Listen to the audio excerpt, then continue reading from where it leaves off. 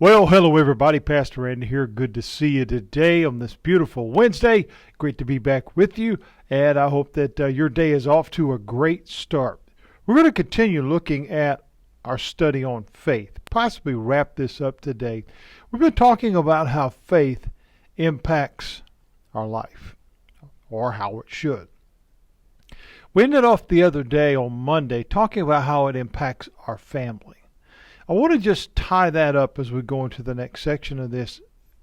It takes a lot of faith, and it's not to overuse that word, but when we understand what it is, believing in something we can't see, that requires that we have a high level of trust. And trust requires that there be a relationship, meaning that there's been nothing that has proven to tell me this is wrong. There's been nothing proven to show me this is not beneficial. We have to remember this. It takes a lot of faith to walk out, to live out, to be in the promise of God, because God has said He would never leave us. He would never forsake us. He would never lead us wrong. What we take in that is that our faith is in a sure thing, without a question. It's not a maybe so, not a think so, not a hope so type situation, but an absolutely positively 100% I know it for sure it is real. However, that requires that my relationship with God through the person of Christ is as strong as those words. In other words, I believe it. I really trust it. I've surrendered my heart to it. Our faith affects those around us, our families, our friends, our loved ones. Our faith affects our future. We talked about that in an earlier lesson as well, because through our faith, we're insured and assured that we have one. We know that God promises how it will end, and we can trust in that. We can plan for that. Again, that's not to be morbid, but that is to say, it's a comfort knowing there's more because God promised so. And the last part of faith, and this goes back to what I've just been saying about how we build this and how we establish this trust. Our faith affects our relationship with the Lord. In other words, He knows whether we trust Him or not.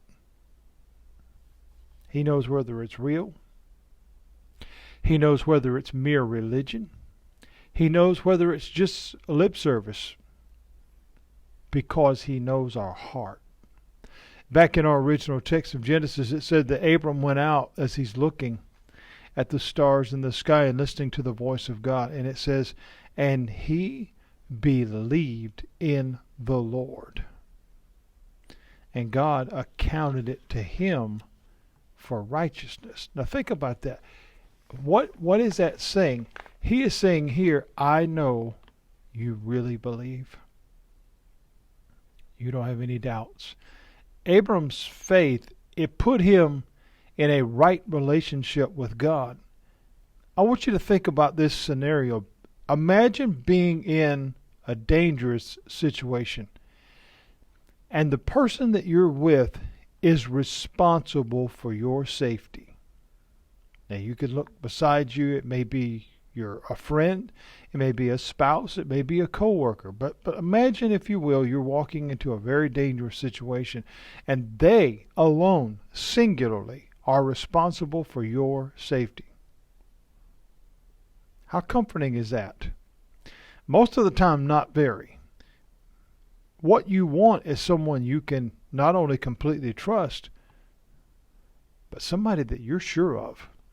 Somebody that you know is going to step up. They're going to come to the task.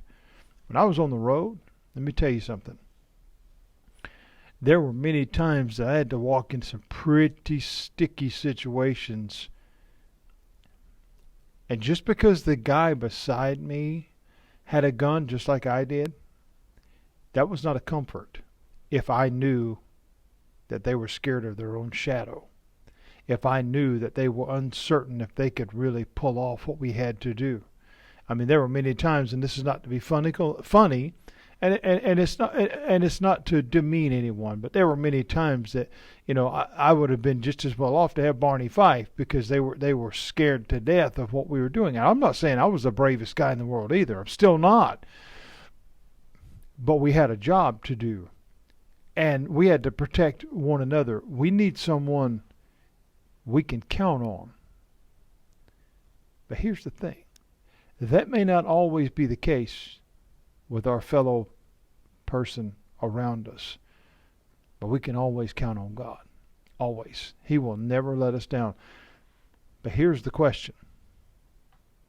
Can He always count on us? That's a big one, friends. Can He always count on us? Do we really, and I mean really, have faith in Him? And how He sees that is we've surrendered our whole life, not parts, our whole life to Him. He knows. He knows. Because you can't hide from God. You just can't.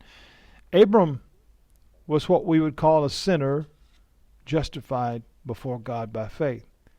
Faith affects our relationship with God. We too are sinners saved by the grace of God through the person of Christ.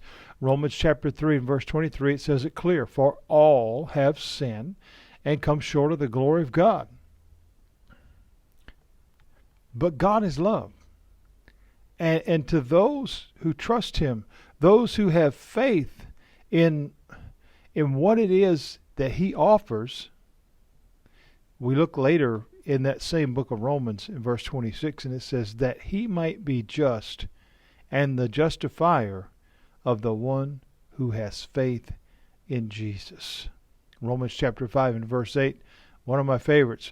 But He demonstrates His own love toward us in that while we were still sinners, Christ died for us. You see, friends, whatever you're going through today, if you will place your faith and trust in the person of Christ, know today that He loves you.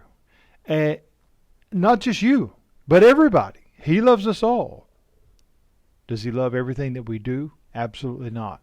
But here's what we need to understand. Our faith in Him creates this relationship with Him. And then our faith begins to affect that relationship. It begins to affect our families. It begins to affect our future. If we look at Abram, his life was totally changed because of his faith. Now the question you have to ask is, has mine? And that's a big question. And it's not just a mere acknowledgement. It's not just, well, yeah, I don't know. I go to church on Sunday. Okay. But what about the other 6 days of the week? I'm not asking if you go to church 6 days a week. Most places are 7 days a week. Most places don't offer that. But is your faith, does it affect you every day? Does it affect your level of trust? Does it affect your level of seeking wisdom and counsel from one much bigger than you? Do we trust in God? Or do we place our trust in something else, a system, a person, yourself? God knows our heart. Abraham's life was changed. Abram. There we go again. Messed it up. But it was changed because of his faith. It says he believed God. Has your life been changed by your faith? Would you like it to be? Because it requires that we grow in Him. That we it's not about so much how much we do. This is not about our works. This is about faith. This is about trusting in that which we have not seen, that we really believe God can do it. Are you an example of faith to your family? We've talked about how our faith affects our family. Are you an example of faith, or are you a constant worrywart? Are you a pessimist and don't believe that anything's ever going to go right? Because those around you are affected by that, just as they're affected by, I believe God, and He's going to get us through this. It may not be pretty, it may not be easy, but I believe. Does your faith give you assurance of a brighter day ahead? a confidence that no matter what happens here, we're guaranteed it's going to be better there. Do we have that? Is our faith allowing us to have that place? Does our faith allow us to walk in Him, to walk out our faith and live it out before others, and let everyone, without any being ashamed, let everyone see that that's growing? Or do we just stop by for a visit every now and then when everything's not going well? God knows why we reach out. God knows our heart. He knows our faith. You see, prayer, it says, is our strongest tool. Prayer is the key to heaven, if you want to put it that way. But it's faith that unlocks the door. So what does our faith affect?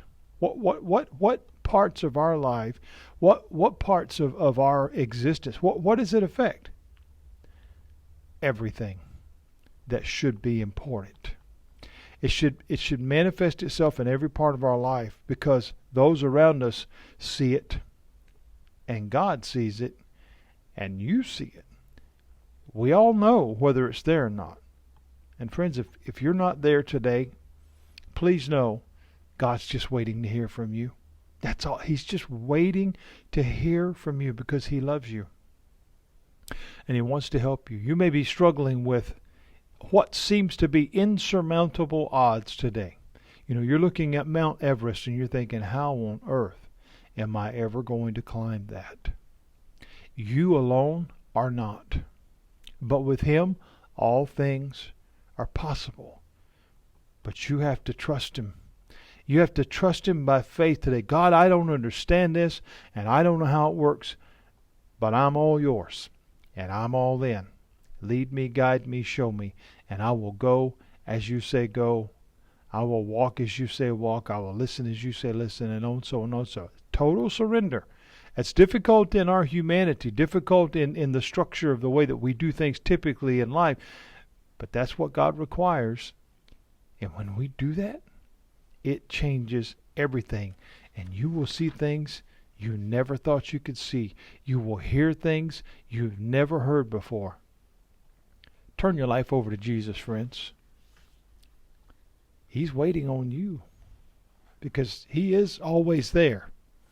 And He does hear every prayer. And He is faithful and He is true. He is walking by our side. And in His love we can hide all the day through. So when you get discouraged in the middle of it all, reach out to Jesus. On His name, you can call. I can't be more serious than that, friends. God loves you. The idea of understanding that is not always easily embraced because we live in a world of questions and curiosities, and we live in a world of deceit, and we live in a world of uncertainty, and all these other different things that I could go on and on, but you all know that.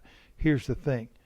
You place your faith in Him, and you give Him your life and your heart, He'll show you things you've never seen before. And you'll finally see the truth, the whole truth, and nothing but the truth. And His name is Jesus. Do you trust Him today? He knows. I'll see you tomorrow, Lord willing, for a brand new lesson right here at Making It Simple. Not sure what we're going to talk about yet, but we'll figure it out before we get on camera tomorrow. God bless you. Have a great day.